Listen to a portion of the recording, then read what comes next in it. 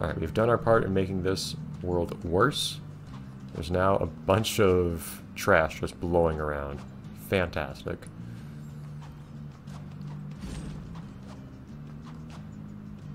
Oh, this chimney does not blow me away like lots of others have.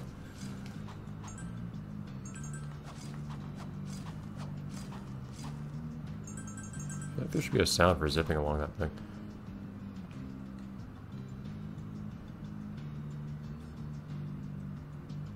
So, I don't know what it is about these games crashing in the Shadowy Castle specifically, but it makes me a little sad. Thankfully, this game I think autosaves, so give me a second. Okay, well, I think the drawings I made should be saved.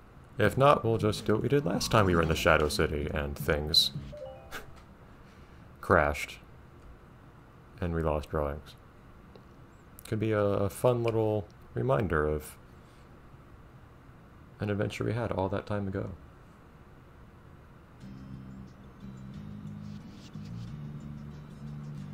I need to find the Brussels sprouts again. Yep, we still got our stuff. Cool. Okay. Just a little bit of level purpose lost, which was not even much because we spend most of our time drawing anyways.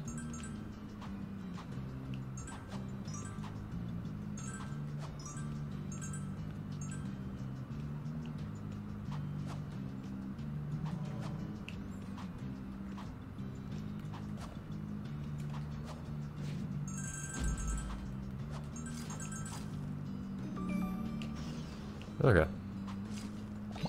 Didn't exactly hide that sprout.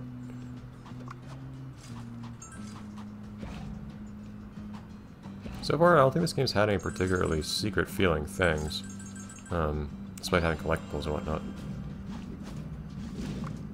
Those guys are actually about my size, which is kind of weird.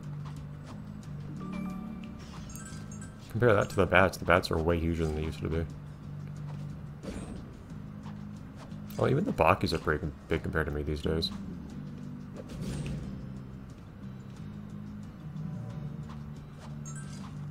I like how the hint is just called bouncy and nothing else. It's not like bouncy drawing or lines or whatever. Come on.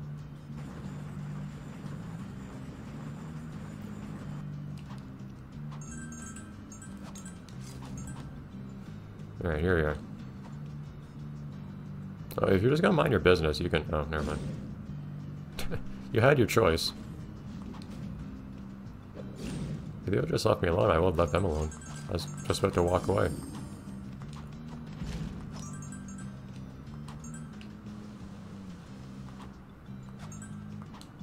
Alright, so you don't crash here this time, right?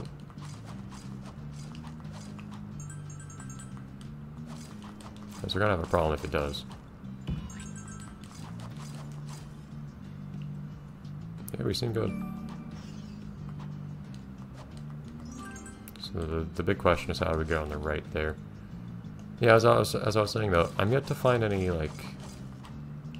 points in this game where it really manages to keep a secret from me, where it seems like they really like worked hard to make something hard to find or anything like that.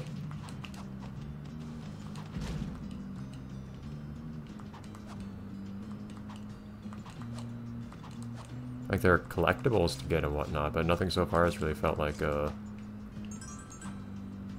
real secret that was actually rewarding to pick up.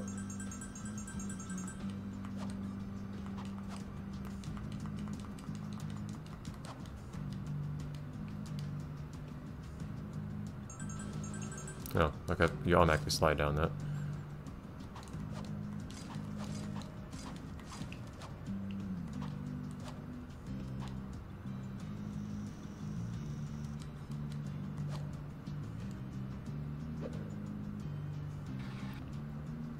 I'm still pretty confident that this game is... that there's some aspect of the game itself when it comes to it being difficult to use the pointer in a Wii game. Because Because prior to this I was playing Captain Rainbow and I had the cursor on screen while playing the game for all sorts of stuff in that game.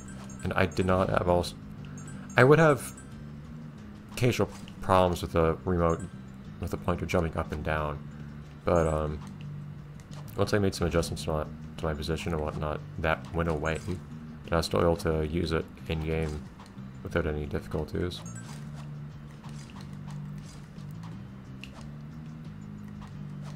Which way is the way to go here? I feel like the door actually probably takes me to the background or something. Yeah, okay, there we go.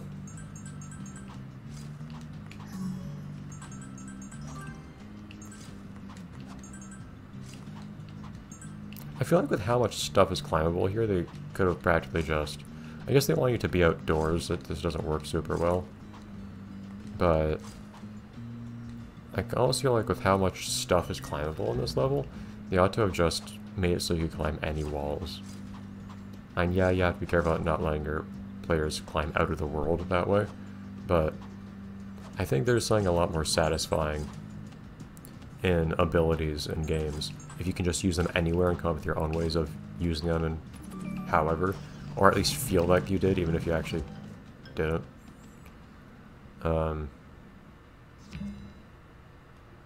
Versus only ever being allowed to use specific abilities in very specific developer-sanctioned places.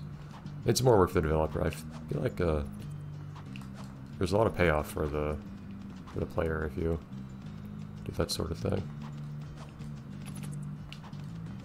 Dude, get over here.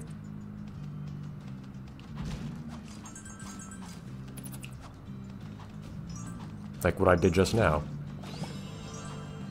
I jumped up here because, in a way that was clearly not deliberate on the developer's part, because I was able to actually just use a mechanic however I wanted. I can't only bounce off of enemies where the game says you may bounce off this enemy here. I can bounce off of any enemies I see, so I can just get an enemy in the appropriate place. I can bring them somewhere I want to get extra air and do fun stuff with it. Which, yeah, as you can see, involved breaking stuff in the game. But I don't think the rest of the game for that, really. I enjoyed it more for having done that. I knew there was a risk I was doing that, but I still wanted to do it anyways. It's not like I'm short on lives.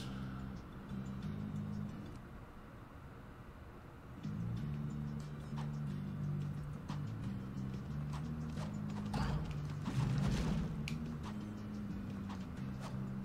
can double check real quick that I still have all the stuff on top of here. Which I believe I do.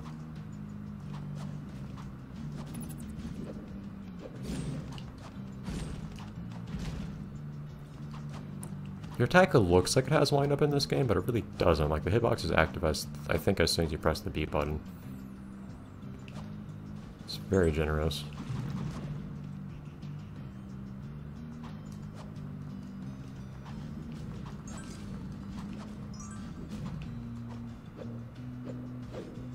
Man, this guy's got it figured out. There you go. What? Like, I touched the wall and that made me fall. It's annoying.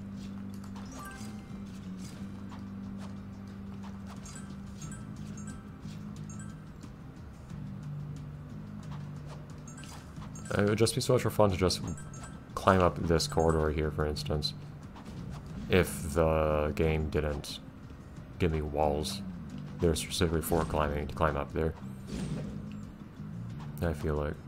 this isn't the worst case of that, since these things are so plentiful and so on, but the worst case of this is when you have what would be a game mechanic that effectively just turns into a key instead, because you can only use it in incredibly precise locations. At which point, like, okay, you have an ability that can open specific doors or whatever, at which point it really is just a key. SpongeBob, what was it called? Yellow Avenger was precisely like that. It was a SpongeBob Metroidvania. But unlike most Metroidvanias where you get abilities that actually, like, give you new movement and whatnot to let you get around in the world, in that game, you got new powers as you progressed through the game, but every power could only ever be activated on panels designed specifically for them. So you could only ever use each specific power in the game in one specific place. And one of those powers, too, was really just a teleport. So all that so-called power actually was the ability to go places you couldn't before. By...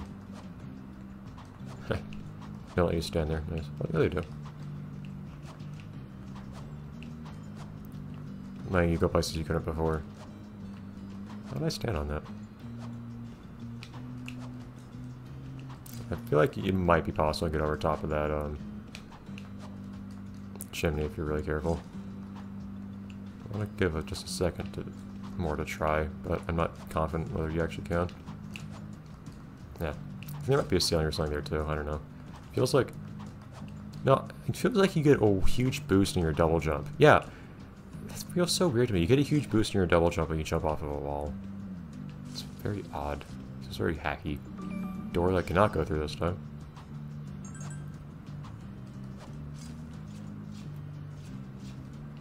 Take your pick, I guess.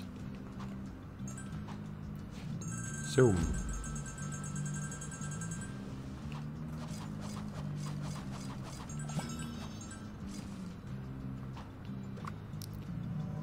I can draw a bat. Hold on now.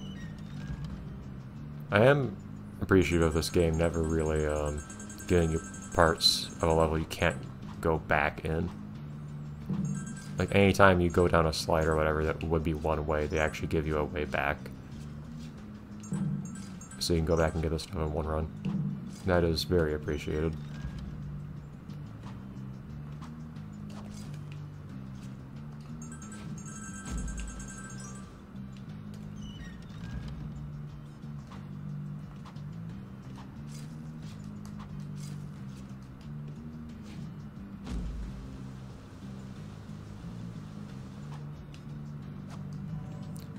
Okay. I'm tempted to draw the bat, well, the birds that I drew back in the DS version of this game. I don't know if I want to draw those same birds again, though. Oh, it's specifically a shadowy bat, too. It's odd, an odd decision. I don't think there's any special bat. Well, it doesn't have to be a bat, you know, that fits the decor well. I might sit on this and think if there is some other flying creature I might like to include around here, just as a reference to something. I do like the freedom that's coming with occasionally deciding to just not listen to the game's prompts now, because I know how it's going to be used. I know it's not going to be confusing or anything if I draw something other than what they intended, because this is going to be purely visual, I know for certain. So alright, I'll see you. This is the last thing to record for today, right? Yes, right. I'll see you then. I'm not gonna do the thing I usually do where I say I'll think on this for a week and then I don't actually think on it until like a minute before I start recording the next one a week later. Maybe.